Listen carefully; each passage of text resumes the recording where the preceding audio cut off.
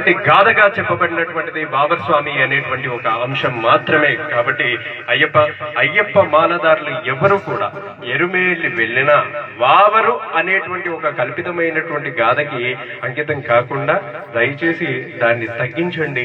మన ధర్మాన్ని కాపాడుకోవడం కోసం మనం అయ్యప్ప మాలను వేస్తున్నాము అంటే కేవలం ఏంటి, శబరిమల యొక్క ధర్మరక్షణ చేయడానికి, అదేవిధంగా శబరిమల ఉన్నటువంటి అయ్యప్ప స్వామి యొక్క చరిత్రని నలుమూలన కూడా వ్యాప్తి చెందించడానికి కోసం మనం వేస్తున్నాం. కాబట్టి ఎందుకంటే మనం అందరం కూడా చూస్తున్నాం, ఒకవేళ మనం బయటకు వెళ్ళినప్పుడు ఒక శవం ఎదురైతేనే మనం ఇంటికి వెళ్ళి స్నానం చేసి హారతిచ్చుకొని ఆ స్వామికి మళ్ళీ పూజ చేసుకుంది, కానీ మనం బయటకు వచ్చేటువంటి పరిస్థితి లేదు.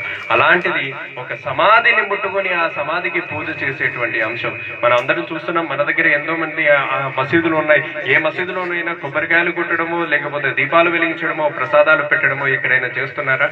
కేవలం ఒక కమ్యూనిస్ట్ సిద్ధాంతంతో అయ్యప్ప స్వామి చరిత్రను వక్రీకరించి హిందువుల దగ్గర ఉన్నటువంటి ధర్మాన్ని దోచుకోవడానికి జరుగుతున్నటువంటి ఒక కుట్రగా ఆ యొక్క ఎరుమేలి వావర్ అంశం. కాబట్టి స్వామి శరణం వైపు కన్యస్వామి కానీ కన్యస్వామి పేటతొల్లి ఆడి ఖచ్చితంగా వావర్ మసీదులకు పోవాలని ఏం లేదు స్వామి.